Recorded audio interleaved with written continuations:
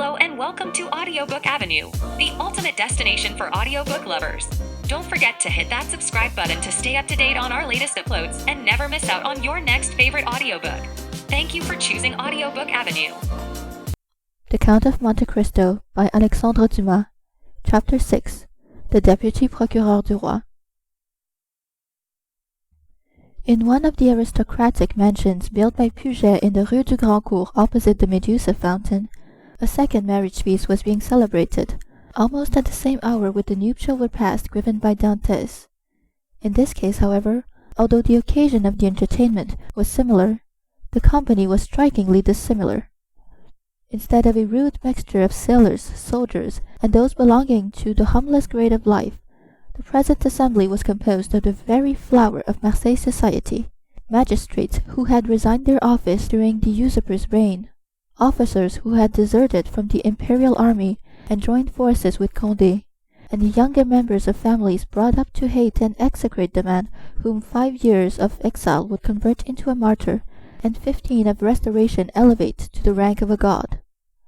The guests were still at table, and the heated and energetic conversation that prevailed betrayed the violent and vindictive passions that then agitated each dweller of the South, where unhappily for 5 centuries religious strife had long given increased bitterness to the violence of party feeling.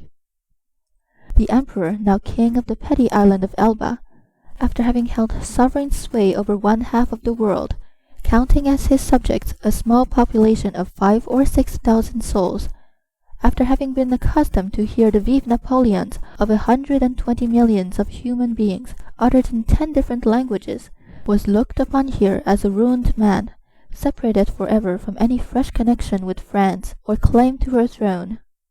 The magistrates freely discussed their political views.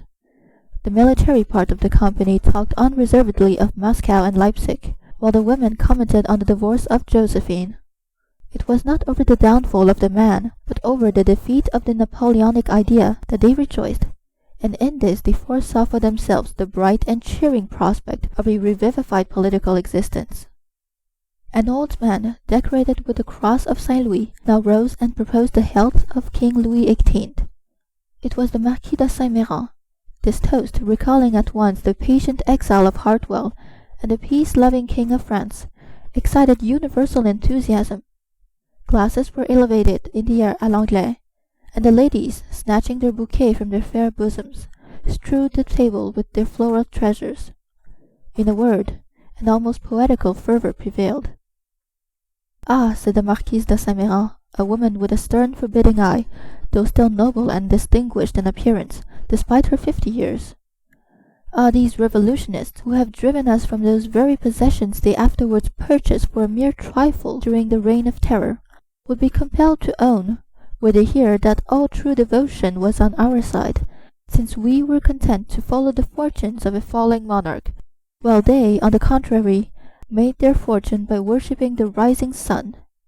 Yes, yes, they could not help admitting that the king, for whom we sacrificed rank, wealth, and station, was truly our Louis the Well-Beloved, while their wretched usurper has been, and ever will be, to them their evil genius, their Napoleon the Accursed. Am I not right, Villefort?" "I beg your pardon, madame. I really must pray you to excuse me. But, in truth, I was not attending to the conversation." "Marquise, Marquise," interposed the old nobleman who had proposed the toast, "let the young people alone. Let me tell you, on one's wedding day, they are more agreeable subjects of conversation than dry politics." "Never mind, dearest mother," said a young and lovely girl, with a profusion of light brown hair, and eyes that seemed to float in liquid crystal. "'Tis all my fault for seizing upon Monsieur de Villefort, so as to prevent his listening to what you said. But there, now take him. He is your own for as long as you like. Monsieur Villefort, I beg to remind you my mother speaks to you." "If the Marquise will deign to repeat the words I but imperfectly caught, I shall be delighted to answer," said Monsieur de Villefort. "Never mind, Renée," replied the Marquise with a look of tenderness that seemed out of keeping with her harsh, dry features. "But, however all other feelings may be withered in a woman's nature, there is always one bright smiling spot in the desert of her heart, and that is the shrine of maternal love. I forgive you. What I was saying, Villefort, was that the Bonapartists had not our sincerity, enthusiasm, or devotion." They had, however, what supplied the place of those fine qualities, replied the young man, and that was fanaticism. Napoleon is the Mahomet of the West, and is worshipped by his commonplace but ambitious followers, not only as a leader and lawgiver, but also as the personification of equality. He, cried the Marquise, Napoleon the type of equality! For mercy's sake, then, what would you call Robespierre? Come, come, do not strip the latter of his just rights to bestow them on the Corsican, who to my mind has usurped quite enough. Nay, madame, I would place each of these heroes on his right pedestal, that of Robespierre on his scaffold in the Place Louis XV, that of Napoleon on the column of the Place Vendôme. The only difference consists in the opposite character of the equality advocated by these two men. One is the equality that elevates, the other is the equality that degrades. One brings a king within reach of the guillotine, the other elevates the people to a level with the throne. Observe, said Villefort, smiling, I do not mean to deny that both these men were revolutionary scoundrels, and that the 9th Thermidor and the 4th of April in the year 1814 were lucky days for France, worthy of being gratefully remembered by every friend to monarchy and civil order, and that explains how it comes to pass that, fallen as I trust he is forever, Napoleon has still retained a train of parasitical satellites. Still, Marquise, it has been so with other usurpers. Cromwell, for instance, who was not half so bad as Napoleon, had his partisans and advocates. Do you know, Villefort, that you are talking in a most dreadfully revolutionary strain? But I excuse it. It is impossible to expect the son of a Girondin to be free from a small spice of the old leaven. A deep crimson suffused the countenance of Villefort. "'Tis true, madame," answered he, "that my father was a Girondin, but he was not among the number of those who voted for the king's death. He was an equal sufferer with yourself during the reign of terror, and had well nigh lost his head on the same scaffold on which your father perished." "True," replied the Marquise, without wincing in the slightest degree at the tragic remembrance thus called up. "But bear in mind, if you please, that our respective parents underwent persecution and proscription from diametrically opposite principles, in proof of which I may remark that while my family remained among the stanchest adherents of the exiled princes, your father lost no time in joining the new government, and that while the citizen Noirtier was a Girondin, the Count Noirtier became a senator." "Dear mother," interposed Renée, "you know very well it was agreed that all these disagreeable reminiscences should forever be laid aside." "Suffer me also, madame," replied Villefort, "to add my earnest request to Mademoiselle de Méran's, that you will kindly allow the veil of oblivion to cover and conceal the past. What avails recrimination over matters wholly past recall? I have laid aside even the name of my father, and altogether disowned his political principles. He was, nay, probably may still be, a Bonapartist, and is called Noirtier. I, on the contrary, am a stanch royalist, and style myself de Villefort. Let what may remain of revolutionary sap exhaust itself and die away with the old trunk, and condescend only to regard the young shoot which has started up at a distance from the parent tree, without having the power, any more than the wish, to separate entirely from the stock from which it sprung." "Bravo, Villefort!" cried the Marquis. "Excellently well said. Come now, I have hopes of obtaining what I have been for years endeavouring to persuade the Marquise to promise, namely, a perfect amnesty and forgetfulness of the past." "With all my heart," replied the Marquise. "Let the past be forever forgotten. I promise you it affords me as little pleasure to revive it as it does you. All I ask is, that Villefort will be firm and inflexible for the future in his political principles. Remember also, Villefort, that we have pledged ourselves to his Majesty for your fealty and strict loyalty, and that, at our recommendation, the king consented to forget the past, as I do." And here she extended to him her hand. "As I now do at your entreaty. But bear in mind that should there fall in your way any one guilty of conspiring against the government, you will be so much the more bound to visit the offence with rigorous punishment, as it is known you belong to a suspected family." "Alas, madame," returned Villefort, "my profession as well as the times in which we live compels me to be severe. I have already successfully conducted several public prosecutions, and brought the offenders to merited punishment, but we have not done with the thing yet. Do you indeed think so? inquired the Marquise. I am at least fearful of it. Napoleon, in the island of Elba, is too near France, and his proximity keeps up the hopes of his partisans. Marseille is filled with half-pay officers who are daily, under one frivolous pretext or another, getting up quarrels with the royalists. From hence arise continual and fatal duels among the highest classes of persons, and assassinations in the lower. You have heard, perhaps, said the Comte de Salvieux, one of M. de Méran's oldest friends, and chamberlain to the Count d'Artois, that the Holy Alliance purpose removing him from thence? Yes, they were talking about it when we left Paris, said M. de Saint-Méran. And where is it decided to transfer him? To St. Helena. For heaven's sake, where is that? asked the Marquise. An island situated on the other side of the equator, at least 2,000 leagues from here, replied the Count. So much the better. As Villefort observes, it is a great act of folly to have left such a man between Corsica, where he was born, and Naples, of which his brother-in-law is king, and face to face with Italy, the sovereignty of which he coveted for his son. Unfortunately, said Villefort, there are the treaties of 1814, and we cannot molest Napoleon without breaking those compacts.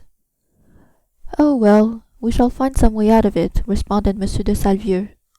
There wasn't any trouble over treaties when it was a question of shooting the poor Duc d'Enghien. Well, said the Marquise, it seems probable that, by the aid of the Holy Alliance, we shall be rid of Napoleon, and we must trust to the vigilance of M. de Villefort to purify Marseille of his partisans. The king is either a king or no king. If he be acknowledged as sovereign of France, he should be upheld in peace and tranquillity, and this can best be effected by employing the most inflexible agents to put down every attempt at conspiracy. 'Tis the best and surest means of preventing mischief. Unfortunately, madame, answered Villefort, the strong arm of the law is not called upon to interfere until the evil has taken place. Then all he has got to do is to endeavour to repair it. Nay, madame, the law is frequently powerless to effect this. All it can do is to avenge the wrong done.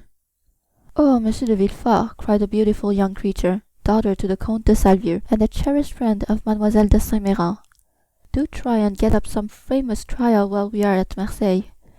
I never was in a law court. I am told it is so very amusing. Amusing? Certainly, replied the young man, inasmuch as instead of shedding tears at the fictitious tale of woe produced at the theatre, you behold in a law court a case of real and genuine distress, a drama of life. The prisoner whom you there see pale, agitated, and alarmed, instead of, as is the case when a curtain falls on a tragedy, going home to sup peacefully with his family, and then retiring to rest, that he may recommence his mimic woes on the morrow, is removed from your sight merely to be reconducted to his prison and delivered up to the executioner. I leave you to judge how far your nerves are calculated to bear you through such a scene. Of this, however, be assured, that should any favourable opportunity present itself, I will not fail to offer you the choice of being present. For shame, Monsieur de Villefort, said Renée, becoming quite pale. Don't you see how you're frightening us? And yet you laugh. What would you have? 'Tis like a duel. I have already recorded sentence of death 5 or 6 times against the movers of political conspiracies, and who can say how many daggers may be ready sharpened, and only awaiting a favourable opportunity to be buried in my heart? Gracious heavens, Monsieur de Villefort, said Renée, becoming more and more terrified. You surely are not in earnest? Indeed I am, replied the young magistrate with a smile, and in the interesting trial that young lady is anxious to witness, the case would only be still more aggravated. Suppose, for instance, the prisoner, as is more than probable, to have served under Napoleon. Well, can you expect for an instant that one accustomed, at the word of his commander, to rush fearlessly on the very bayonets of his foe, will scruple more to drive a stiletto into the heart of one he knows to be his personal enemy, than to slaughter his fellow creature, merely because bidden to do so by one he is bound to obey? Besides, one requires the excitement of being hateful in the eyes of the accused, in order to lash oneself into a state of sufficient vehemence and power. I would not choose to see the man against whom I pleaded smile, as though in mockery of my words. No, my pride is to see the accused pale, agitated, and as though beaten out of all composure by the fire of my eloquence." Renee uttered a smothered exclamation. "Bravo!" cried one of the guests. "That is what I call talking to some purpose." "Just the person we require at a time like the present," said a second. "What a splendid business that last case of yours was, my dear Villefort," remarked a third. "I mean the trial of the man for murdering his father. Upon my word, you killed him ere the executioner had laid his hand upon him." "Oh, as for parricides and such dreadful people as that," interposed Renee, "it matters very little what is done to them. But as regards poor unfortunate creatures whose only crime consists in having mixed themselves up in political intrigues, why, that is the very worst offense they could possibly commit. For don't you see, Renee, the king is the father of his people, and he who shall plot or contrive aught against the life and safety of the parent of 32 millions of souls is a parricide upon a fearfully great scale." "I don't know anything about that," replied Renee, "but Monsieur de Villefort, you have promised me, have you not, always to show mercy to those I plead for?" "Make yourself quite easy on that point," answered Villefort, with one of his sweetest smiles. "You and I will always consult upon our verdicts." "My love," said the Marquise, "attend to your doves, your lapdogs, and embroidery, but do not meddle with what you do not understand. Nowadays the military profession is in abeyance, and the magisterial robe is the badge of honor. There is a wise Latin proverb that is very much in point. Sedant arma togae, said Villefort with a bow. "I cannot speak Latin," responded the Marquise. "Well," said Renee, "I cannot help regretting you had not chosen some other profession than your own. A physician, for instance. Do you know, I always felt a shudder at the idea of even a destroying angel." "Dear good Renee," whispered Villefort, as he gazed with unutterable tenderness on the lovely speaker. "Let us hope, my child," cried the Marquis, "that Monsieur de Villefort may prove the moral and political physician of this province.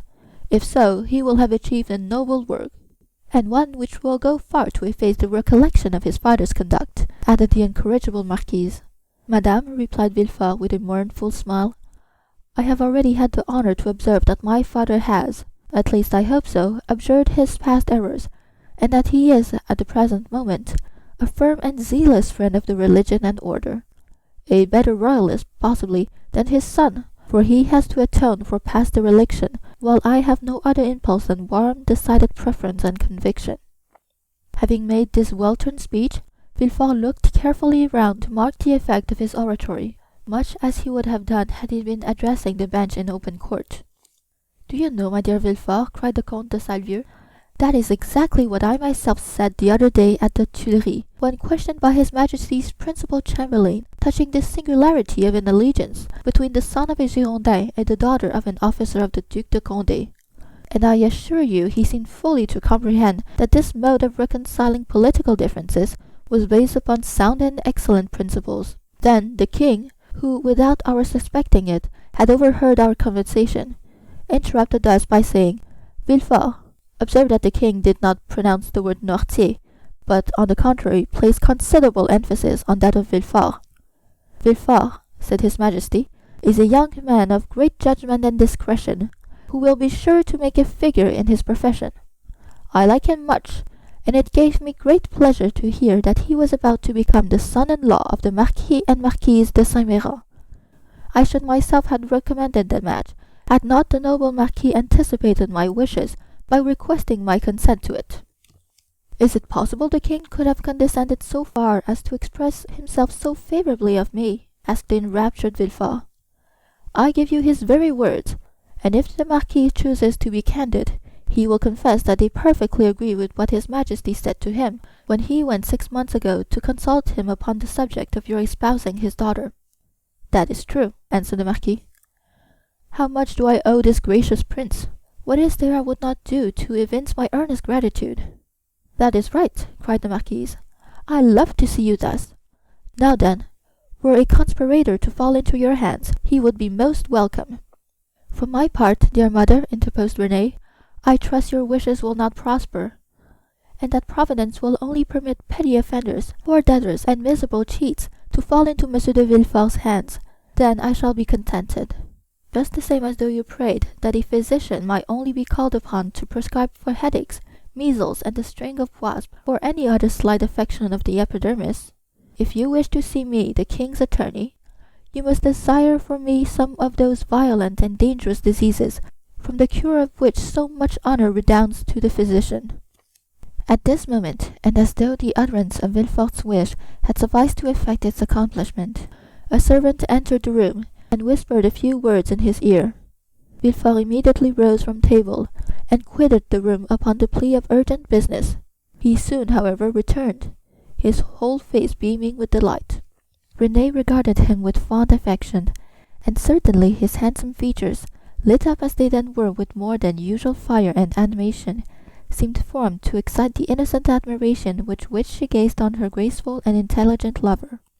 "You were wishing just now," said Villefort, addressing her, "that I were a doctor instead of a lawyer. Well, I at least resemble the disciples of Aesculapius in one thing, that of not being able to call a day my own, not even that of my betrothal." "And wherefore were you called away just now?" asked Mademoiselle de Saint Méran with an air of deep interest.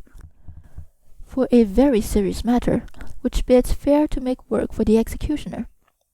"How dreadful!" exclaimed Renée, turning pale. "Is it possible?" burst simultaneously from all who were near enough to the magistrate to hear his words. "Why, if my information prove correct, a sort of Bonaparte conspiracy had just been discovered." "Can I believe my ears?" cried the Marquise.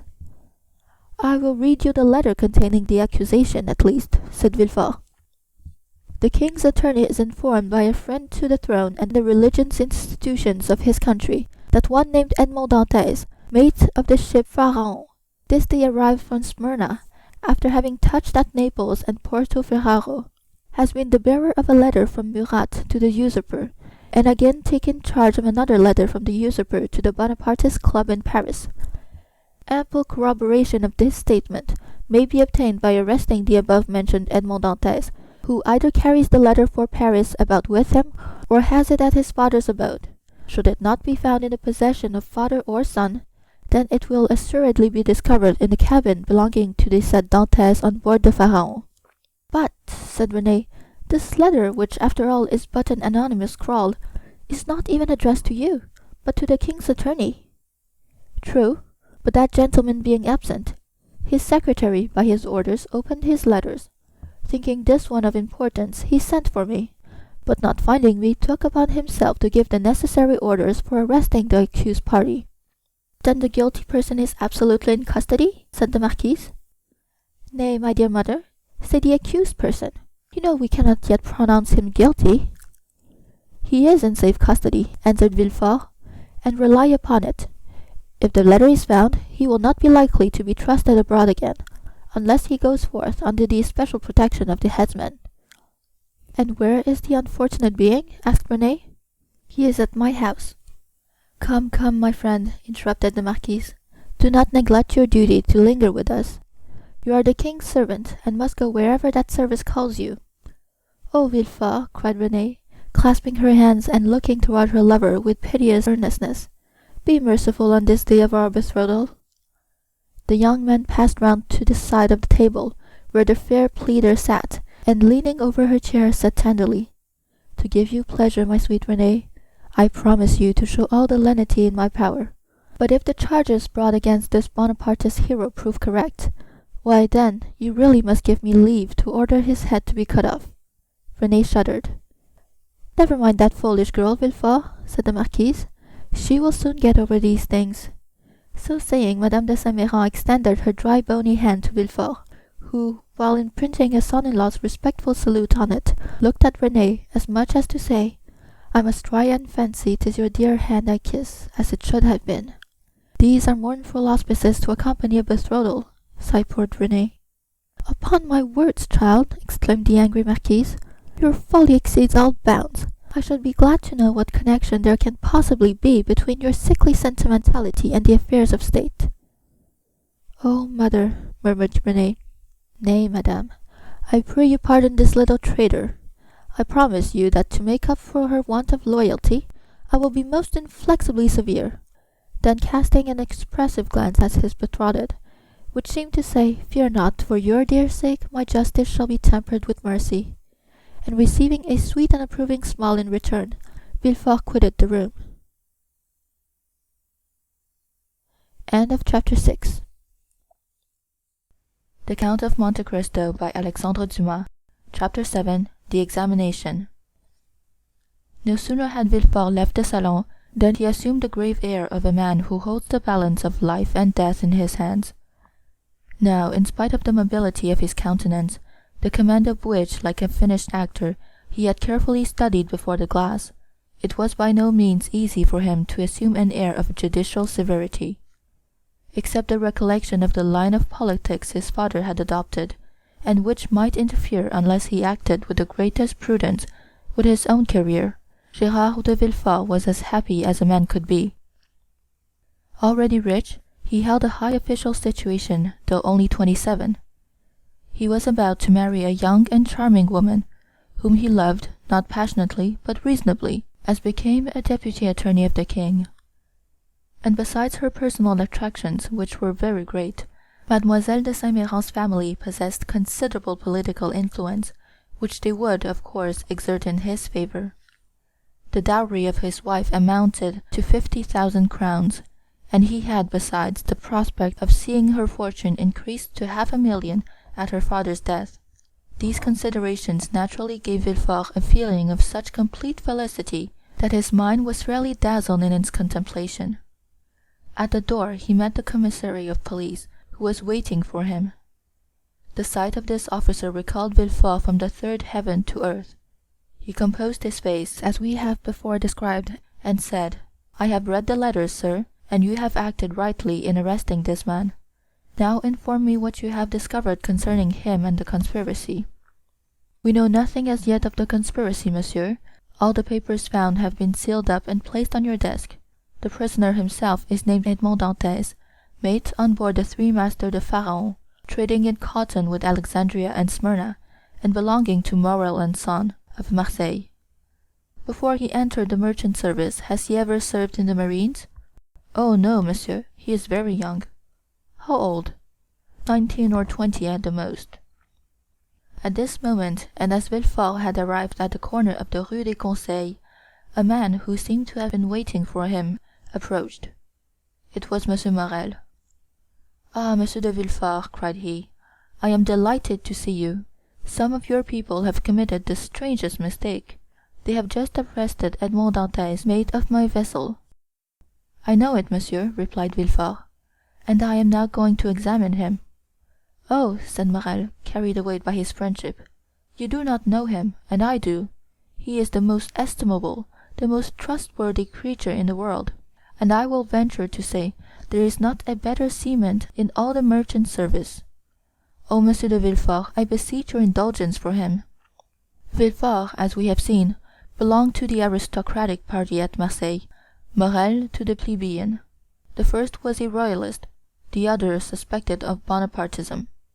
Villefort looked disdainfully at Morel, and replied, "You are aware, monsieur, that a man may be estimable and trustworthy in private life, and the best seaman in the merchant service, and yet be, politically speaking, a great criminal. Is it not true?"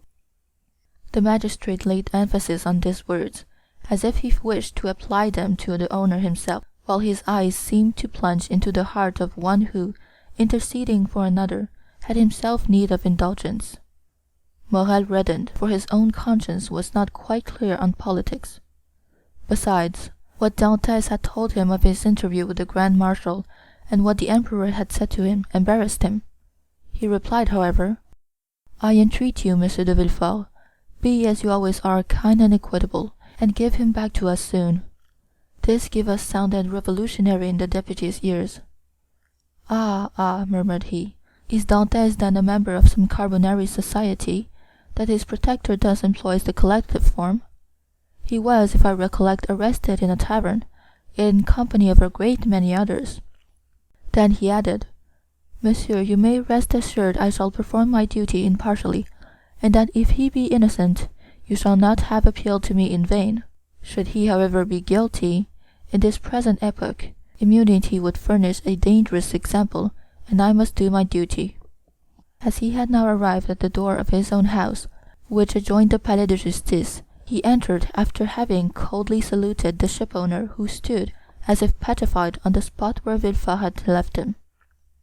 The antechamber was full of police agents and gendarmes, in the midst of whom, carefully watched, but calm and smiling, stood the prisoner.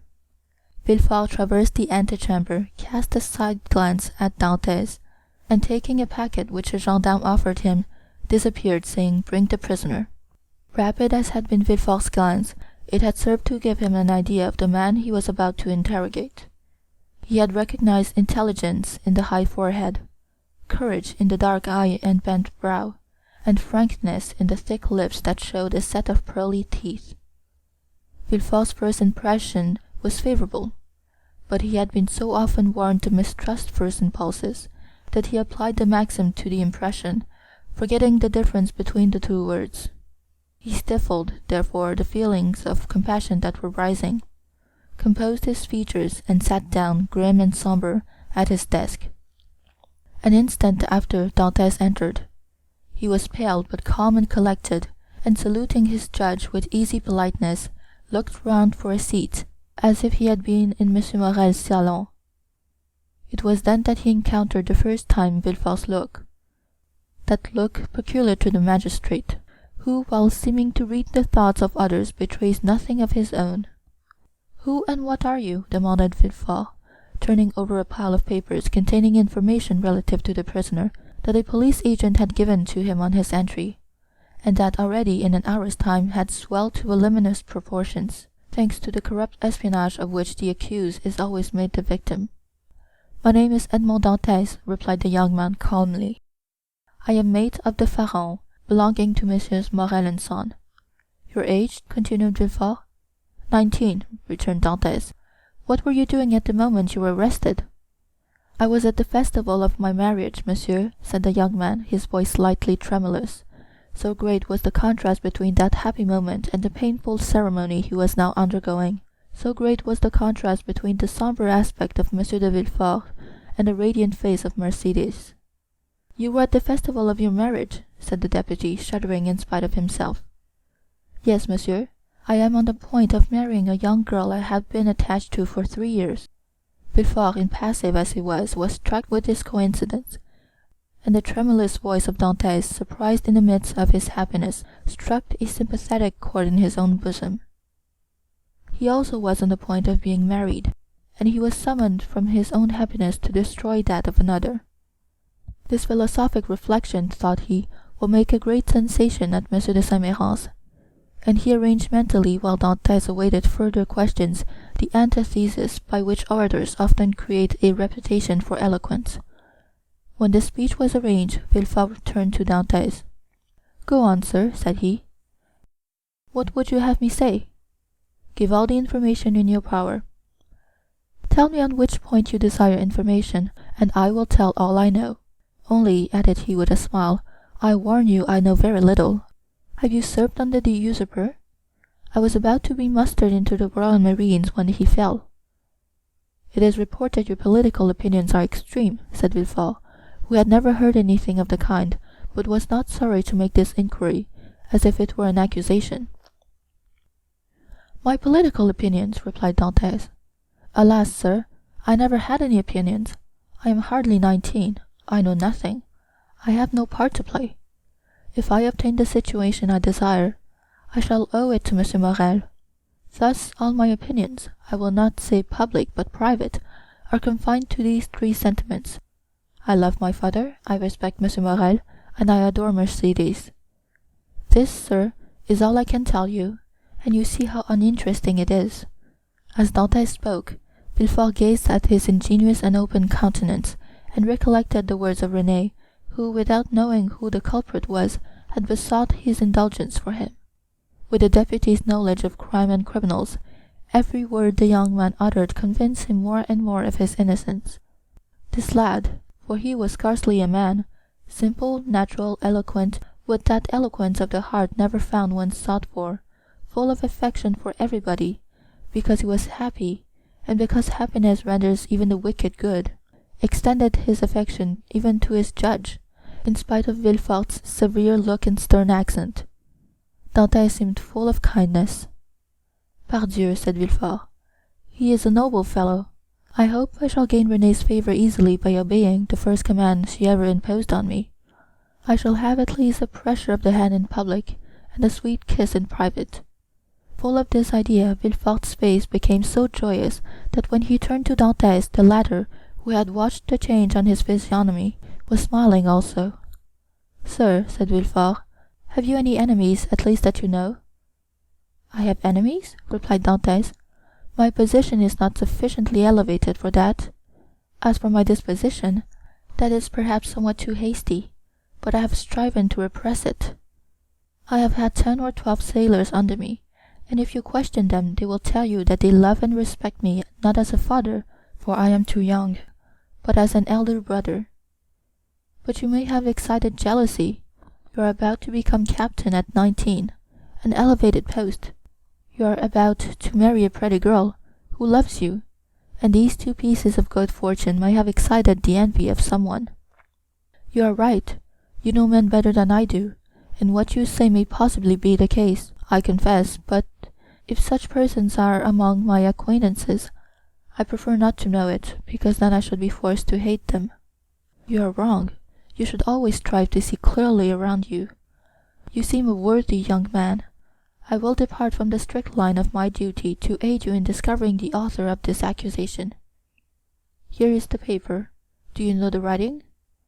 As he spoke, Villefort drew the letter from his pocket and presented it to Dantès. Dantès read it. A cloud passed over his brow as he said, "No, monsieur, I do not know the writing, and yet it is tolerably plain. Whoever did it writes well. I am very fortunate," added he, looking gratefully at Villefort, "to be examined by such a man as you, for this envious person is a real enemy." And by the rapid glance that the young man's eyes shot forth, Villefort saw how much energy lay hid beneath this mildness. "Now," said the deputy, "answer me frankly, not as a prisoner to a judge, but as one man to another who takes an interest in him. What truth is there in the accusation contained in this anonymous letter?" And Villefort drew disdainfully on his desk the letter Dantès had just given back to him. "None at all. I will tell you the real facts. I swear by my honor as a sailor, by my love for Mercédès, by the life of my father." "Speak, monsieur," said Villefort. Then internally, "If Renée could see me, I hope she would be satisfied, and would no longer call me a decapitator. Well, when we quitted Naples, Captain Leclerc was attacked with a brain fever. As we had no doctor on board, and he was so anxious to arrive at Elba that he would not touch at any other port, his disorder rose to such a height that at the end of the 3rd day, feeling he was dying, he called me to him. 'My dear Dantès,' said he, 'swear to perform what I am going to tell you, for it is a matter of the deepest importance.' 'I swear, captain,' replied I. 'Well, as after my death the command devolves on you as mate, assume the command and bear up for the island of Elba. Disembark at Porto Ferrajo. Ask for the Grand Marshal, give him this letter. Perhaps they will give you another letter, and charge you with a commission. You will accomplish what I was to have done, and derive all the honor and profit from it. I will do it, captain, but perhaps I shall not be admitted to the Grand Marshal's presence as easily as you expect. Here is a ring that will obtain audience of him, and remove every difficulty,' said the captain. At these words he gave me a ring. It was time. 2 hours after he was delirious. The next day he died." "And what did you do then?" "What I ought to have done, and what every one would have done in my place. Everywhere the last requests of a dying man are sacred, but with a sailor the last requests of his superior are commands. I sailed for the island of Elba, where I arrived the next day. I ordered everybody to remain on board, and went on shore alone. As I had expected, I found some difficulty in obtaining access to the Grand Marshal, but I sent the ring I had received from the captain to him, and was instantly admitted. He questioned me concerning Captain Leclerc's death, and, as the latter had told me, gave me a letter to carry on to a person in Paris. I undertook it because it was what my captain had bade me to do. I landed here, regulated the affairs of the vessel, and hastened to visit my affianced bride, whom I found more lovely than ever. Thanks to Monsieur Morel, all the forms were got over, In a word, I was, as I told you, at my marriage feast, and I should have been married in an hour, and tomorrow I intended to start for Paris had I not been arrested on this charge which you as well as I now see to be unjust." "Ah," said Villefort, "this seems to me the truth. If you have been culpable it was imprudence, and this imprudence was in obedience to the orders of your captain. Give up this letter you have brought from Elba, and pass your word you will appear should you be required, and go and rejoin your friends." "Am I free then, sir?" cried Dantès joyfully. "Yes, but first give me this letter. You have it already, for it was taken from me with some others which I see in that packet." "Stop a moment," said the deputy, as Dantès took his hat and gloves. "To whom is it addressed?" "To Monsieur Noirtier, Rue Coq-Héron, Paris." Had a thunderbolt fallen into the room, Villefort could not have been more stupefied. He sank into his seat, and hastily turned over the packet, drew forth the fatal letter, at which he glanced with an expression of terror. "Monsieur Noirtier, Rue Coq-Héron, number 13, murmured he, growing still paler. "Yes," said Dantès. "Do you know him?" "No," replied Villefort. "A faithful servant of the king does not know conspirators." "It is a conspiracy, then?" asked Dantès, who, after believing himself free, now began to feel a tenfold alarm. "I have, however, already told you, sir, I was entirely ignorant of the contents of the letter." "Yes, but you knew the name of the person to whom it was addressed," said Villefort. "I was forced to read the address to know to whom to give it." "Have you shown this letter to anyone?" asked Villefort, becoming still more pale. "To no one, on my honor." "Everybody is ignorant that you are the bearer of a letter from the island of Elba, and addressed to Monsieur Noirtier?" "Everybody, except the person who gave it to me." "And that was too much, far too much," murmured Villefort. Villefort's brow darkened more and more. His white lips and clenched teeth filled Dantès with apprehension. After reading the letter, Villefort covered his face with his hands. "Oh," said Dantès timidly, "what is the matter?" Villefort made no answer, but raised his head at the expiration of a few seconds, and again perused the letter. "And you say that you are ignorant of the contents of this letter?" "I give you my word of honor, sir," said Dantès. "But what is the matter? You are ill. Shall I ring for assistance? Shall I call?" "No," said Villefort, rising hastily. "Stay where you are. It is for me to give orders here, and not you." "Monsieur," replied Dantès proudly, "it was only to summon assistance for you." "I want none. It was a temporary indisposition. Attend to yourself. Answer me." Dantès waited, expecting a question, but in vain. Villefort fell back on his chair, passed his hand over his brow, moist with perspiration, and for the third time read the letter. "Oh, if he only knows the contents of this," murmured he, "and that Noirtier is the father of Villefort, I am lost." And he fixed his eyes upon Edmond as if he would have penetrated his thoughts. "Oh, it is impossible to doubt it," cried he suddenly. "In heaven's name," cried the unhappy young man, "if you doubt me, question me, I will answer you." Villefort made a violent effort, and in a tone he strove to render firm. "Sir," said he, "I am no longer able, as I have hoped, to restore you immediately to liberty. Before doing so, I must consult the trial justice. What my own feelings is, you already know." "Oh, monsieur," cried Dantès, "you have been rather a friend than a judge."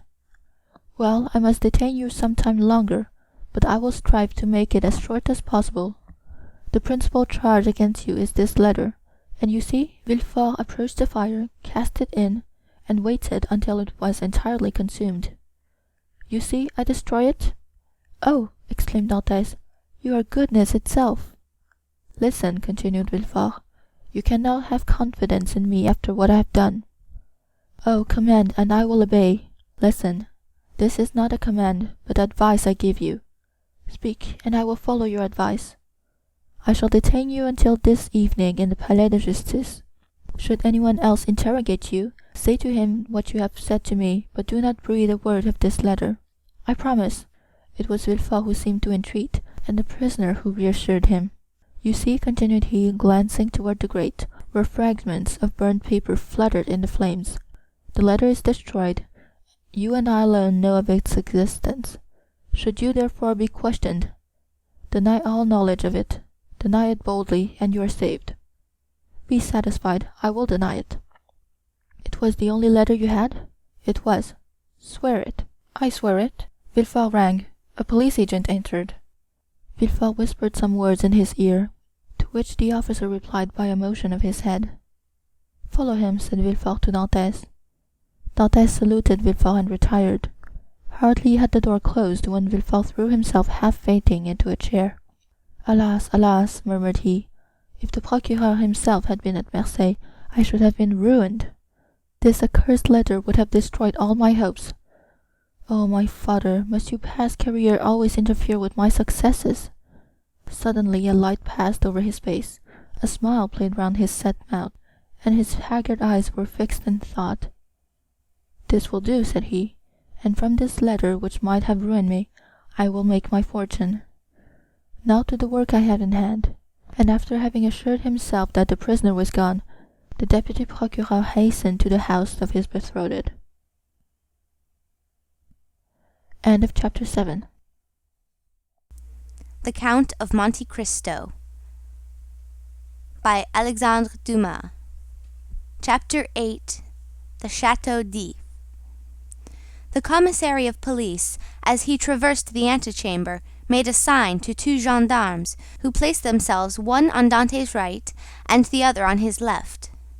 A door that communicated with the Palais de Justice was opened, and they went through a long range of gloomy corridors, whose appearance might have made even the boldest shudder.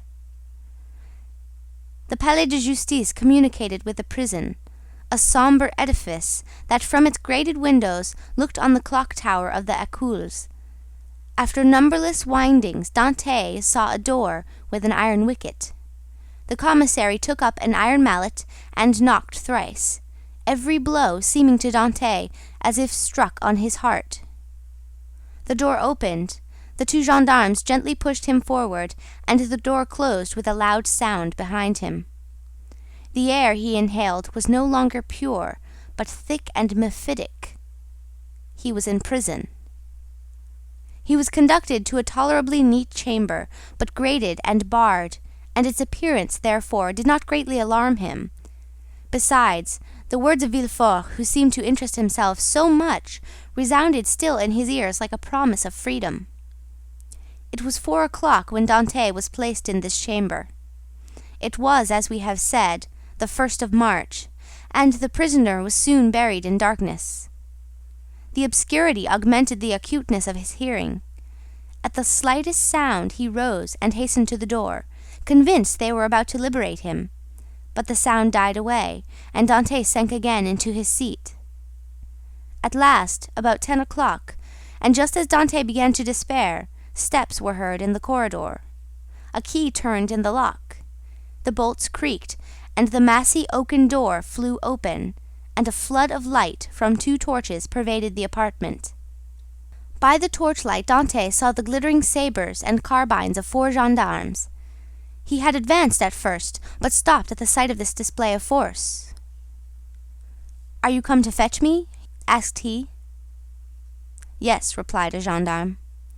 "By the orders of the deputy procureur?" "I believe so." The conviction that they came from M. de Villefort relieved all Dantès' apprehensions. He advanced calmly and placed himself in the center of the escort. A carriage waited at the door, the coachman was on the box, and a police officer sat beside him. "Is this carriage for me?" said Dantès. "It is for you," replied the gendarme. Dantès was about to speak, but feeling himself urged forward, and having neither the power nor the intention to resist, he mounted the steps and was in an instant seated inside between 2 gendarmes.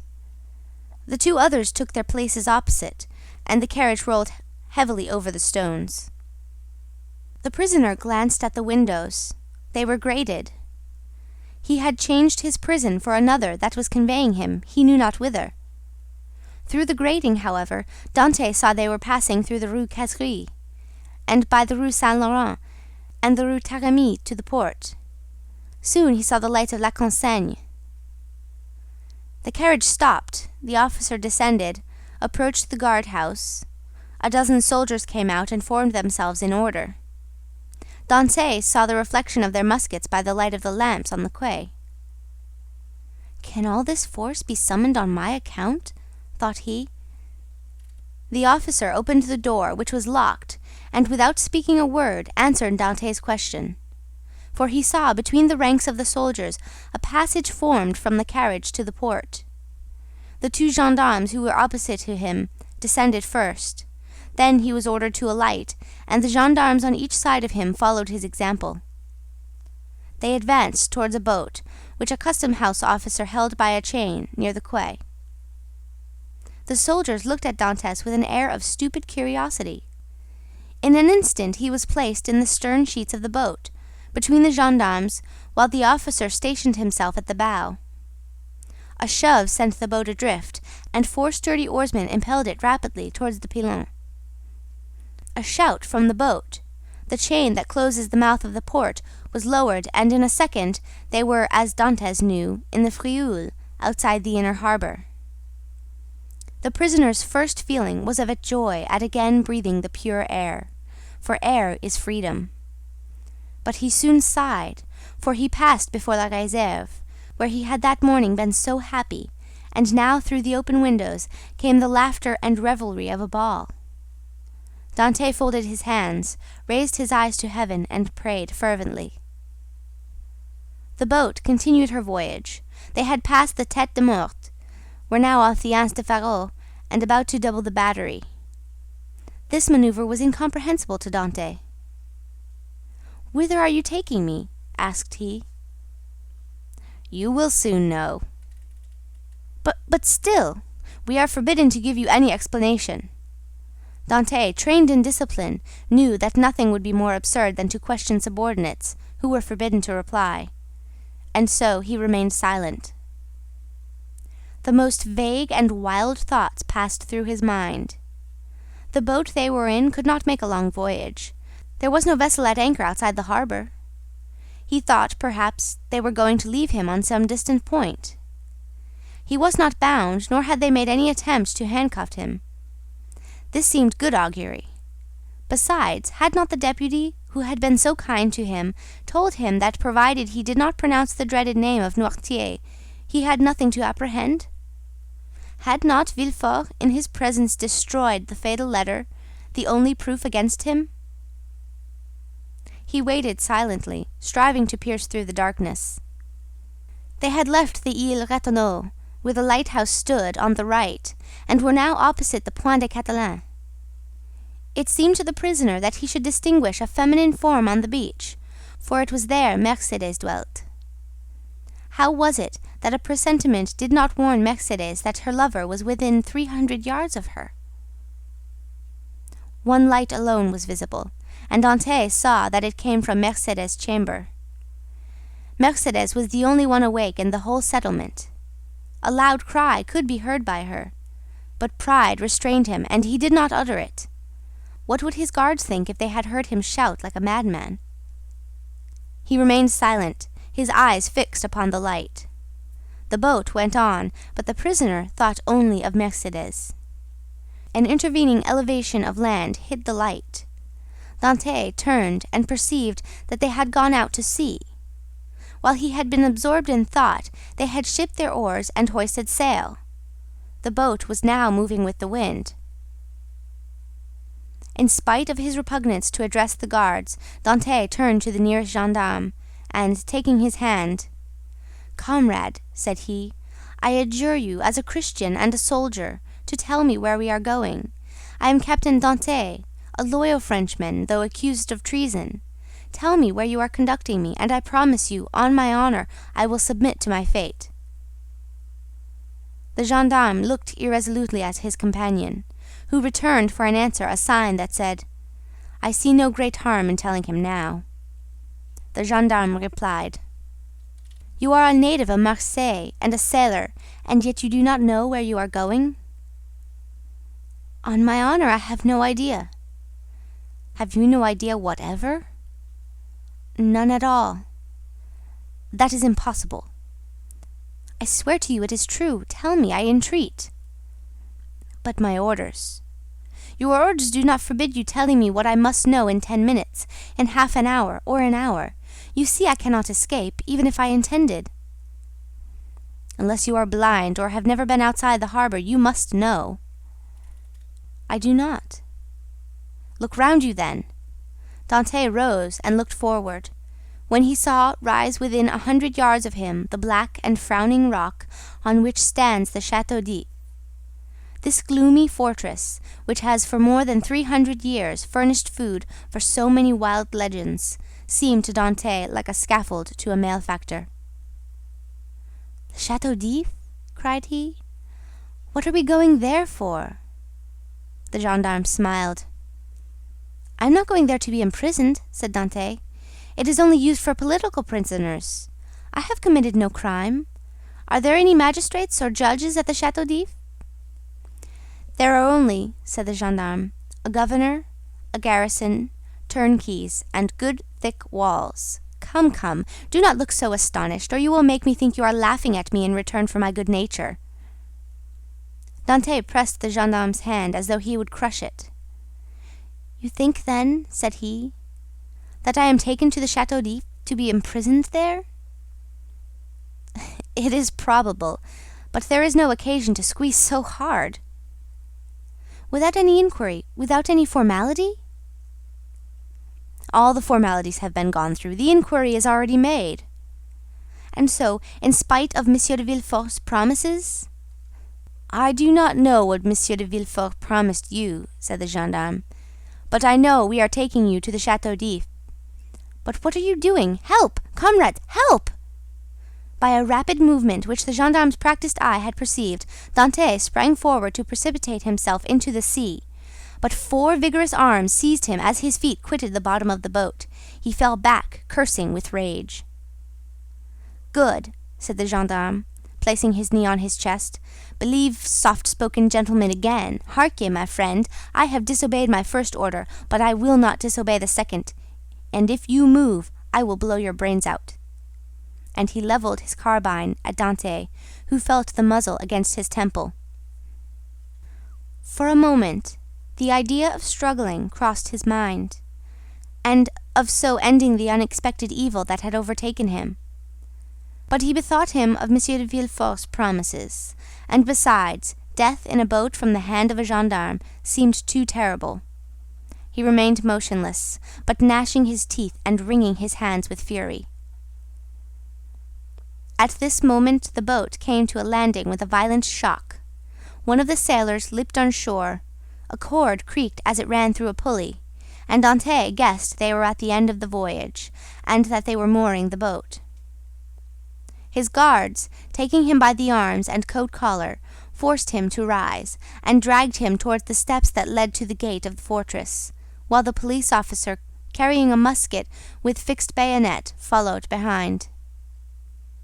Dantès made no resistance. He was like a man in a dream. He saw soldiers drawn up on the embankment. He knew vaguely that he was ascending a flight of steps. He was conscious that he passed through a door, and that the door closed behind him, but all this indistinctly as through a mist. He did not even see the ocean, that terrible barrier against freedom which the prisoners look upon with utter despair. They halted for a minute, during which he strove to collect his thoughts. He looked around. He was in a court surrounded by high walls. He heard the measured tread of sentinels, and as they passed before the light, he saw the barrels of their muskets shine. They waited upwards of 10 minutes. Certain Dantès could not escape, the gendarmes released him. They seemed awaiting orders. The orders came. "Where is the prisoner?" said a voice. "Here," replied the gendarmes. "Let him follow me, I will take him to his cell." "Go," said the gendarmes, thrusting Dantès forward. The prisoner followed his guide, who led him into a room almost underground, whose bare and reeking walls seemed as though impregnated with tears. A lamp placed on a stool illumined the apartment faintly, and showed Dantès the features of his conductor, an under-jailer, ill-clothed, and of sullen appearance. "Here is your chamber for tonight," said he. "It is late, and the governor is asleep. Tomorrow, perhaps, he may change you. In the meantime there is bread, water, and fresh straw, and that is all a prisoner can wish for. Good night." And before Dantès could open his mouth, before he had noticed where the jailer placed his bread or the water, before he glanced towards the corner where the straw was, the jailer disappeared, taking with him the lamp and closing the door, leaving stamped upon the prisoner's mind the dim reflection of the dripping walls of his dungeon. Dantès was alone in darkness and in silence, cold as the shadows that he felt breathe on his burning forehead. With the first dawn of day, the jailer returned, with orders to leave Dantès where he was. He found the prisoner in the same position, as if fixed there, his eyes swollen with weeping. He had passed the night standing and without sleep. The jailer advanced. Dantès appeared not to perceive him. He touched him on the shoulder. Edmond started. "Have you not slept?" said the jailer. "I do not know," replied Dantès. The jailer stared. "Are you hungry?" continued he. "I do not know." "Do you wish for anything?" "I wish to see the governor." The jailer shrugged his shoulders and left the chamber. Dantès followed him with his eyes and stretched forth his hands toward the open door, but the door closed. All his emotion then burst forth. He cast himself on the ground, weeping bitterly, and asking himself what crime he had committed that he was thus punished. The day passed thus. He scarcely tasted food, but walked round and round the cell like a wild beast in his cage. One thought in particular tormented him, namely that, during his journey hither, he had sat so still, whereas he might a dozen times have plunged into the sea, and thanks to his powers of swimming for which he was famous, have gained the shore, concealed himself until the arrival of a Genoese or Spanish vessel, escaped to Spain or Italy, where Mercédès and his father could have joined him. He had no fears as to how he should live. Good seamen are welcome everywhere. He spoke Italian like a Tuscan and Spanish like a Castilian. He would have been free and happy with Mercédès and his father, whereas now he was confined in the Château d'If, that impregnable fortress, ignorant of the future destiny of his father and Mercédès. And all this because he had trusted to Villefort's promise. The thought was maddening, and Dantès threw himself furiously down on his straw. The next morning, at the same hour, the jailer came again. "Well," said the jailer, "are you more reasonable today?" Dantès made no reply. "Come, cheer up. Is there anything that I can do for you?" "I wish to see the governor." "I have already told you, it is impossible." "Why so?"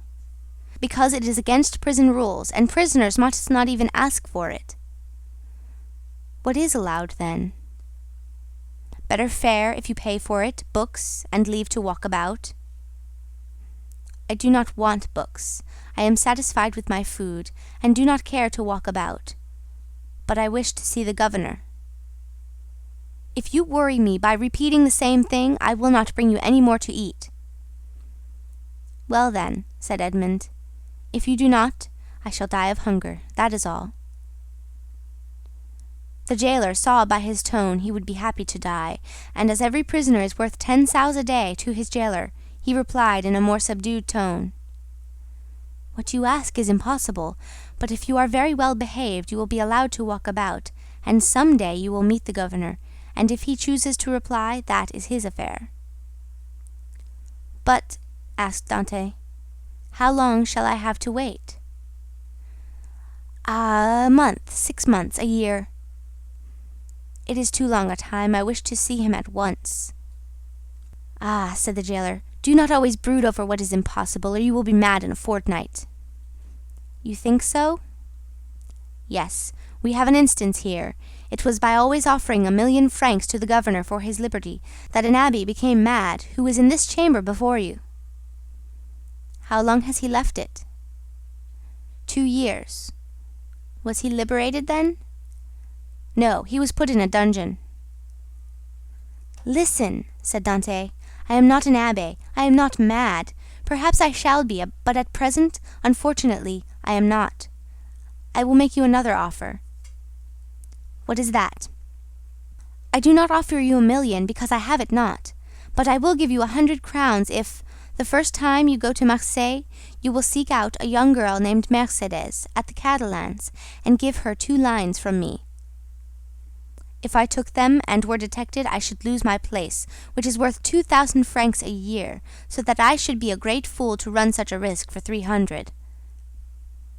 "Well," said Dante, "mark this. If you refuse at least to tell Mercedes I am here, I will some day hide myself behind the door, and when you enter I will dash out your brains with this stool." "Threats!" cried the jailer, retreating and putting himself on the defensive.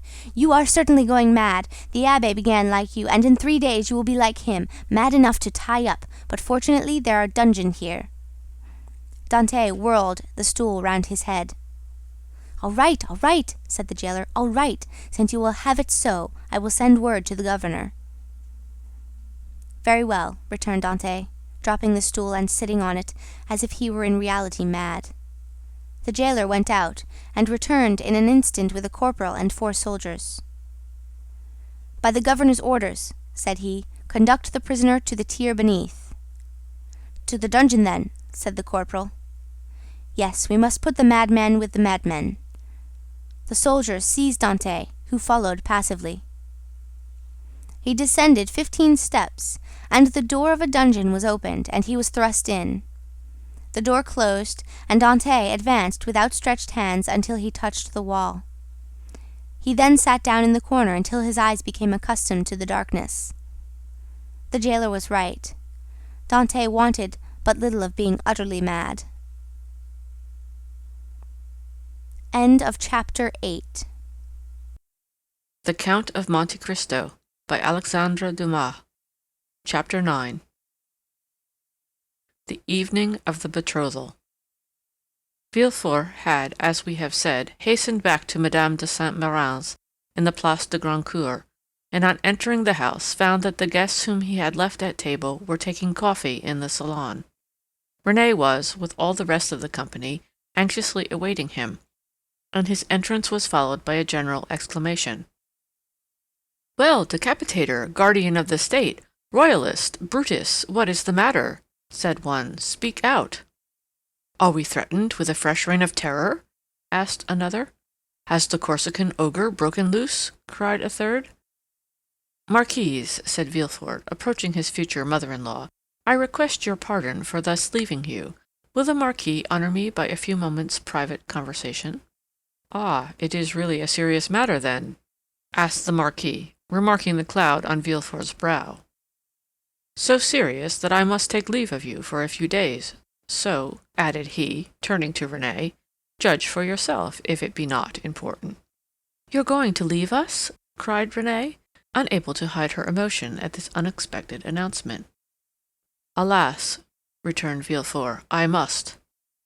"Where, then, are you going?" asked the Marquise. "That, madame, is an official secret, but if you have any commissions for Paris, a friend of mine is going there tonight, and will with pleasure undertake them." The guests looked at each other. "You wish to speak to me alone?" said the Marquis. "Yes, let us go to the library, please." The Marquis took his arm, and they left the salon. "Well," asked he, as soon as they were by themselves, "tell me what it is." "An affair of the greatest importance that demands my immediate presence in Paris. Now excuse the indiscretion, Marquis, but have you any landed property?" "All my fortune is in the funds, 700,000 or 800,000 francs." "Then sell out, Marquis, or you will lose it all." "But how can I sell out here?" "You have a broker, have you not?" "Yes." "Then give me a letter to him, and tell him to sell out without an instant's delay. Perhaps even now I shall arrive too late." "The deuce you say!" replied the Marquis. "Let us lose no time, then." And sitting down, he wrote a letter to his broker, ordering him to sell out at the market price. "Now then," said Villefort, placing the letter in his pocket-book, "I must have another." "To whom?" "To the king." "To the king?" "Yes." "I dare not write to his Majesty." "I do not ask you to write to his Majesty. but ask Monsieur de Servieux to do so. I want a letter that will enable me to reach the king's presence without all the formalities of demanding an audience. That would occasion a loss of precious time. But address yourself to the Keeper of the Seals. He has the right of entry at the Tuileries, and can procure you audience at any hour of the day or night. Doubtless, but there is no occasion to divide the honors of my discovery with him. The keeper would leave me in the background, and take all the glory to himself. I tell you, Marquis, my fortune is made if I only reach the Tuileries the first, for the king will not forget the service I do him. In that case, go and get ready. I will call Servieux and make him write the letter. Be as quick as possible. I must be on the road in a quarter of an hour. Tell your coachman to stop at the door. You will present my excuses to the Marquise and Mademoiselle Renée, whom I leave on such a day with great regret. You will find them both here, and can make your farewells in person. 1,000 thanks, and now for the letter. The Marquis rang. A servant entered. Say to the Comte de Servieux that I would like to see him. Now then, go, said the Marquis. I shall be gone only a few moments. Villefort hastily quitted the apartment, but reflecting that the sight of the deputy procureur running through the streets would be enough to throw the whole city into confusion, he resumed his ordinary pace. At his door he perceived a figure in the shadow that seemed to wait for him. It was Mercédès, who, hearing no news of her lover, had come unobserved to inquire after him. As Villefort drew near, she advanced and stood before him. Dantès had spoken of Mercédès, and Villefort instantly recognized her. Her beauty and high bearing surprised him, and when she inquired what had become of her lover, it seemed to him that she was the judge and he the accused. "The young man you speak of," said Villefort abruptly, "is a great criminal, and I can do nothing for him, mademoiselle." Mercédès burst into tears, and as Villefort strove to pass her, again addressed him. "But at least tell me where he is, that I may know whether he is alive or dead," said she. "I do not know. He is no longer in my hands," replied Villefort. And desirous of putting an end to the interview, he pushed by her and closed the door, as if to exclude the pain he felt. But remorse is not thus banished. Like Virgil's wounded hero, he carried the arrow in his wound, and arrived at the salon, Villefort uttered a sigh that was almost a sob, and sank into a chair. Then the first pangs of an unending torture seized upon his heart. The man he sacrificed to his ambition, that innocent victim immolated on the altar of his father's faults, appeared to him pale and threatening, leading his affianced bride by the hand and bringing with him remorse, not such as the ancients figured, furious and terrible, but that slow and consuming agony whose pangs are intensified from hour to hour up to the very moment of death. Then he had a moment's hesitation. He had frequently called for capital punishment on criminals, and owing to his irresistible eloquence they had been condemned, and yet the slightest shadow of remorse had never clouded Villefort's brow, because they were guilty, at least he believed so. But here was an innocent man, whose happiness he had destroyed. In this case he was not the judge, but the executioner. As he thus reflected, he felt the sensation we have described, and which had hitherto been unknown to him, arise in his bosom, and fill him with vague apprehensions. It is thus that a wounded man trembles instinctively at the approach of the finger to his wound, until it be healed. But Villefort's was one of those that never close, or if they do, only close to reopen more agonizing than ever. If at this moment the sweet voice of Renée had sounded in his ears pleading for mercy, or the fair Mercédès had entered and said, "In the name of God, I conjure you to restore me my affianced husband," his cold and trembling hands would have signed his release. But no voice broke the stillness of the chamber, and the door was opened only by Villefort's valet, who came to tell him that the traveling carriage was in readiness. Villefort rose, or rather sprang from his chair, hastily opened one of the drawers of his desk, emptied all the gold it contained into his pocket, stood motionless an instant, his hand pressed to his head, muttering a few inarticulate sounds, and then, perceiving that his servant had placed his cloak upon his shoulders, he sprang into the carriage, ordering the postilions to drive to M. de Saint Méran's. The hapless Dantès was doomed. As the Marquis had promised, Villefort found the Marquise and Renée in waiting. He started when he saw Renée, for he fancied she was again about to plead for Dantès. Alas, her emotions were wholly personal. She was thinking only of Villefort's departure. She loved Villefort, and he left her at the moment he was about to become her husband. Villefort knew not when he should return, and Renée, far from pleading for Dantès, hated the man whose crime separated her from her lover. Meanwhile, what of Mercédès? She had met Fernand at the corner of the Rue de la Loge. She had returned to the Catalans, and had despairingly cast herself on her couch. Fernand, kneeling by her side, took her hand, and covered it with kisses, that Mercédès did not even feel. She passed the night thus. The lamp went out for want of oil, but she paid no heed to the darkness, and dawn came, but she knew not that it was day. Grief had made her blind to all but one object. That was Edmond. "Ah, you are there," said she, at length, turning towards Fernand. "I have not quitted you since yesterday," returned Fernand sorrowfully. Monsieur Morel had not readily given up the fight. He had learned that Dantès had been taken to prison, and he had gone to all his friends and the influential persons of the city. But the report was already in circulation that Dantès was arrested as a Bonapartist agent, and as the most sanguine looked upon any attempt of Napoleon to remount the throne as impossible. He met with nothing but refusal, and had returned home in despair, declaring that the matter was serious, and that nothing more could be done. Carderousse was equally restless and uneasy, but instead of seeking, like M. Morel, to aid Dantès, he had shut himself up with 2 bottles of black currant brandy in the hope of drowning reflection. But he did not succeed, and became too intoxicated to fetch any more drink, and yet not so intoxicated as to forget what had happened. With his elbows on the table, he sat between the 2 empty bottles, while spectres danced in the light of the unsnuffed candle. Spectres such as Hoffmann strews over his punch-drunk pages, like black, fantastic dust. Danglars alone was content and joyous. He had got rid of an enemy, and made his own situation on the Pharaon secure. Danglars was one of those men born with a pen behind the ear and an inkstand in place of a heart. Everything with him was multiplication or subtraction. The life of a man was to him of far less value than a numeral, especially when, by taking it away, he could increase the sum total of his own desires. He went to bed at his usual hour, and slept in peace. Villefort, after receiving M. de Saveur's letter, embraced Renée, kissed the Marquise's hand, and shaken that of the Marquis, started for Paris along the Aix road. Old Dantès was dying with anxiety to know what had become of Edmond, but we know very well what had become of Edmond. End of Chapter 9. The Count of Monte Cristo by Alexandre Dumas. Chapter 10. The King's Closet at the Tuileries.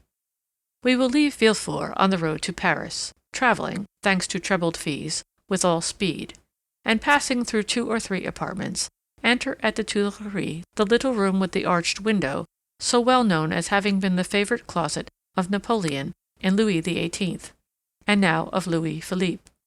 There, seated before a walnut table he had brought with him from Hartwell, and to which, from one of those fancies not uncommon to great people, he was particularly attached, the king, Louis XVIII, was carelessly listening to a man of 50 or 52 years of age, with gray hair, aristocratic bearing, and exceedingly gentlemanly attire, and meanwhile making a marginal note in a volume of Gryphius's rather inaccurate but much sought-after edition of Horace, a work which was much indebted to the sagacious observations of the philosophical monarch. "You say, sir," said the king, "that I am exceedingly disquieted, sire." "Really? Have you had a vision of the 7 fat kine and the 7 lean kine?" "No, sire, for that would only betoken for us 7 years of plenty and 7 years of scarcity, and with a king as full of foresight as your majesty, scarcity is not a thing to be feared." "Then of what other scourge are you afraid, my dear Blacas?" "Sire, I have every reason to believe that a storm is brewing in the south." "Well, my dear Duke," replied Louis XVIII, "I think you are wrongly informed, and know positively that, on the contrary, it is very fine weather in that direction." Man of ability as he was, Louis XVIII liked a pleasant jest. "Sire," continued M. de Blacas, "if it only be to reassure a faithful servant, will your majesty send into Languedoc, Provence, and Dauphine trusty men, who will bring you back a faithful report, as to the feeling in these 3 provinces? Canonis surdis, replied the king, continuing the annotations in his Horace. Sire, replied the courtier, laughing, in order that he might seem to comprehend the quotation, your Majesty may be perfectly right in relying on the good feeling of France, but I fear I am not altogether wrong in dreading some desperate attempt. By whom? By Bonaparte, or at least by his adherents. My dear Blacas, said the king, you with your alarms prevent me from working. And you, sire, prevent me from sleeping with your security. Wait, my dear sir, wait a moment, for I have such a delightful note on the pastor quum traheret. Wait, and I will listen to you afterwards. There was a brief pause, during which Louis XVIII wrote, in a hand as small as possible, another note on the margin of his Horace, and then looking at the Duke with an air of a man who thinks he has an idea of his own, while he is only commenting upon the idea of another, said, Go on, my dear Duke, go on, I listen. Sire, said Blacas, who had for a moment the hope of sacrificing Villefort to his own profit, I am compelled to tell you that these are not mere rumors destitute of foundation which thus disquiet me, but a serious-minded man, deserving all my confidence, and charged by me to watch over the south. The Duke hesitated as he pronounced these words, has arrived by post to tell me that a great peril threatens the king, and so I hasten to you, sire. Maladucis savi domum, continued Louis XVIII, still annotating. Does your Majesty wish me to drop the subject? By no means, my dear Duke, but just stretch out your hand. Which? Whichever you please, there, to the left. Here, sire? I tell you to the left, and you are looking to the right. I mean on my left, yes, there. You will find yesterday's report of the Minister of Police, but here is Monsieur d'André himself. And Monsieur d'André, announced by the chamberlain-in-waiting, entered. Come in, said Louis XVIII, with repressed smile. Come in, Baron, and tell the Duke all you know, the latest news of Monsieur de Bonaparte. Do not conceal anything, however serious. Let us see. The island of Elba is a volcano, and we may expect to have issuing thence flaming and bristling war. Bella, horrida bella. Monsieur d'André leaned very respectfully on the back of a chair with his 2 hands, and said, Has your Majesty perused yesterday's report? But tell the Duke himself, who cannot find anything, what the report contains. Give him the particulars of what the usurper is doing in his islet. Monsieur, said the Baron to the Duke, all the servants of his Majesty must approve of the latest intelligence which we have from the island of Elba. Bonaparte, Monsieur d'André looked at Louis XVIII, who, employed in writing a note, did not even raise his head. Bonaparte, continued the Baron, is mortally wearied, and passes whole days in watching his miners at work at Porto Longone. And scratches himself for amusement, added the king. Scratches himself? inquired the Duke. What does your Majesty mean? Yes, indeed, my dear Duke. Did you forget that this great man, this hero, this demigod, is attacked with a malady of the skin which worries him to death? Prurigo? And moreover, my dear Duke, continued the Minister of Police, we are almost assured that, in a very short time, the usurper will be insane. Insane? Raving mad. His head becomes weaker. Sometimes he weeps bitterly, sometimes laughs boisterously. At other times he passes hours on the seashore, flinging stones in the water, and when the flint makes duck and drake 5 or 6 times, he appears as delighted as if he had gained another Marengo or Austerlitz. Now you must agree that these are indubitable symptoms of insanity. Or of wisdom, my dear Baron, or of wisdom, said Louis XVIII, laughing. The greatest captains of antiquity amused themselves by casting pebbles into the ocean. See Plutarch's Life of Scipio Africanus. Monsieur de Blacas pondered deeply between the confident monarch and the truthful minister. Villefort, who did not choose to reveal the whole secret, lest another should reap all the benefit of the disclosure, had yet communicated enough to cause him the greatest uneasiness. Well, well, d'André, said Louis XVIII, Blacas is not yet convinced. Let us proceed, therefore, to the usurper's conversion. The Minister of Police bowed. The usurper's conversion, murmured the Duke. looking at the king and d'Andre, who spoke alternately, like Virgil's shepherds. The usurper converted? Decidedly, my dear Duke. In what way converted? To good principles. Tell him all about it, Baron. Why, this is the way of it, said the minister, with the gravest air in the world. Napoleon lately had a review, and as 2 or 3 of his old veterans expressed a desire to return to France, he gave them their dismissal, and exhorted them to serve the good king. These were his own words, of that I am certain. Well, Blacas, what do you think of this? Inquired the king triumphantly, and pausing for a moment from the voluminous Goliath before him. I say, sire, that the Minister of Police is greatly deceived, or I am, and as it is impossible it can be the Minister of Police, as he has the guardianship of the safety and honor of your Majesty, it is probable that I am in error. However, sire, if I might advise, your Majesty will interrogate the person of whom I spoke to you, and I will urge your Majesty to do him this honor. Most willingly, Duke. Under your auspices I will receive any person you please, but you must not expect me to be too confiding. Baron, have you any report more recent than this dated the 20th February? This is the 4th of March. No, sire, but I am hourly expecting one. It may have arrived since I left my office. Go thither, and if there be none, well, continued Louis XVIII, make one. That is the usual way, is it not? And the king laughed facetiously. Oh, sire, replied the minister, we have no occasion to invent any.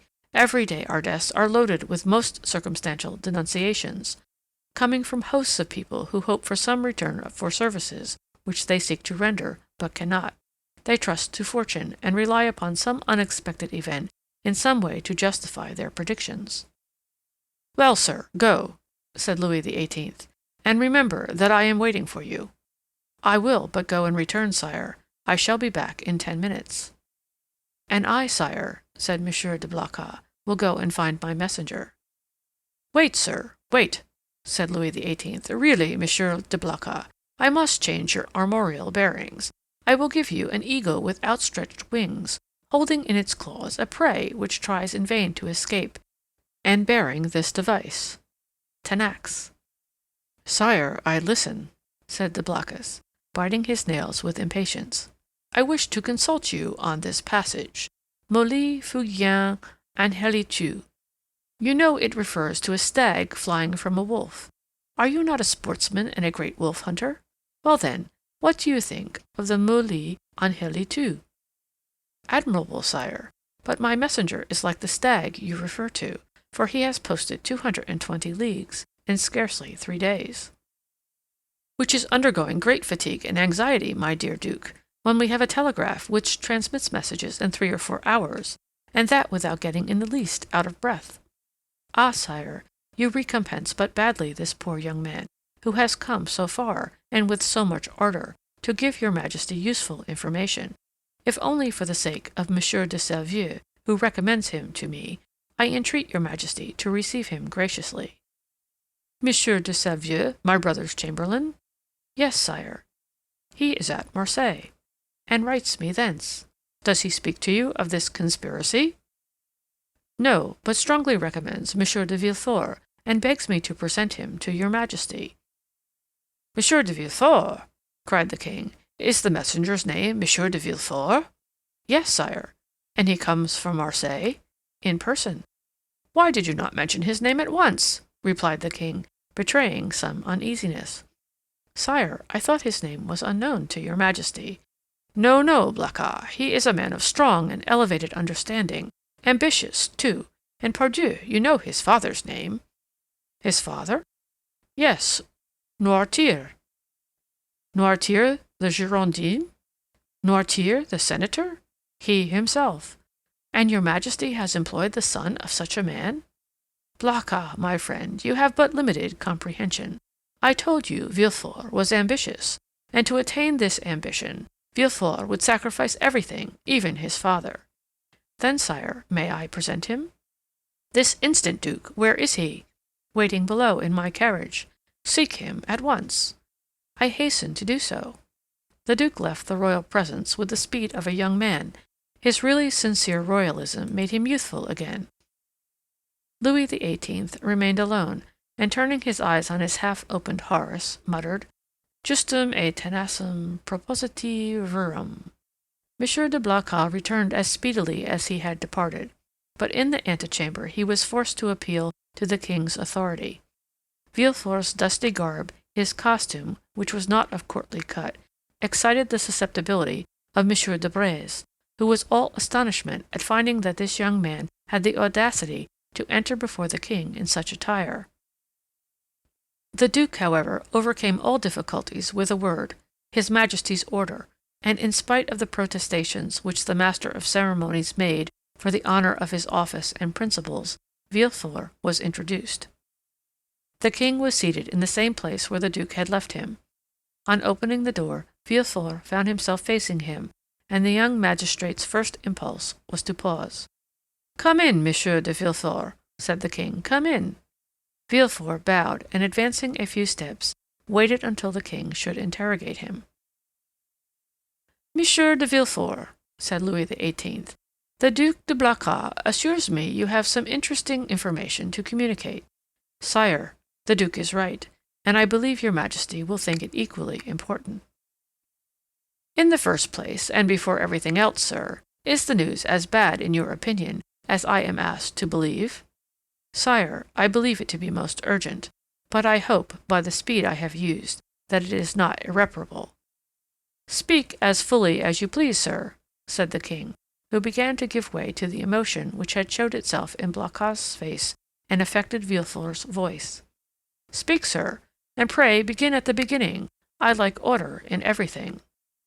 "Sire," said Villefort, "I will render a faithful report to your Majesty, but I must entreat your forgiveness if my anxiety leads to some obscurity in my language." A glance at the king after this discreet and subtle exordium assured Villefort of the benignity of his august auditor, and he went on.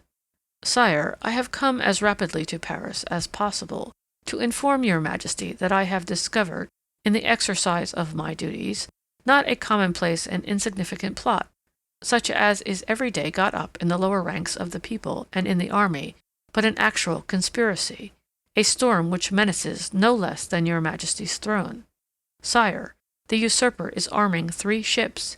He meditates some project, which, however mad, is yet, perhaps, terrible. At this moment he will have left Elba, to go whither I know not, but assuredly to attempt a landing either at Naples or on the coast of Tuscany, or perhaps on the shores of France. Your Majesty is well aware that the sovereign of the island of Elba has maintained his relations with Italy and France?" "I am, sir," said the king, much agitated, "and recently we have had information that the Bonapartist clubs have had meetings in the Rue Saint-Jacques. But proceed, I beg of you. How did you obtain these details?" "Sire, they are the results of an examination which I have made of a man of Marseille, whom I have watched for some time, and arrested on the day of my departure. This person, a sailor of turbulent character, and whom I suspected of Bonapartism, has been secretly to the island of Elba. There he saw the Grand Marshal, who charged him with an oral message to a Bonapartist in Paris, whose name I could not extract from him. But this mission was to prepare men's minds for a return. It is the man who says this, sire, a return which will soon occur." "And where is this man?" "In prison, sire." "And the matter seems serious to you?" "So serious, sire, that when the circumstance surprised me in the midst of a family festival, on the very day of my betrothal, I left my bride and friends, postponing everything, that I might hasten to lay at your Majesty's feet the fears which impressed me and the assurance of my devotion." "True," said Louis XVIII. "Was there not a marriage engagement between you and Mademoiselle de Saint-Méran, daughter of one of your Majesty's most faithful servants?" "Yes, yes, but let us talk of this plot, Monsieur de Villefort." "Sire, I fear it is more than a plot. I fear it is a conspiracy." "A conspiracy in these times," said Louis XVIII., smiling, "is a thing very easy to meditate, but more difficult to conduct to an end, inasmuch as, re-established so recently on the throne of our ancestors, we have our eyes open at once upon the past, the present, and the future. For the last 10 months my ministers have redoubled their vigilance in order to watch the shore of the Mediterranean. If Bonaparte landed at Naples, the whole coalition would be on foot before he could even reach Piemonte. If he land in Tuscany, he will be in an unfriendly territory. If he land in France, it must be with a handful of men, and the result of that is easily foretold, execrated as he is by the population. Take courage, sir, but at the same time rely on our royal gratitude." "Ah, here is Monsieur d'Andre," cried the Blacas. At this instant the Minister of Police appeared at the door, pale, trembling, and as if ready to faint. Villefort was about to retire, but Monsieur de Blacas, taking his hand, restrained him. End of chapter 10. Thank you for listening to the audiobook on at Audiobook Avenue. Don't forget to subscribe to the channel to stay up to date on new releases.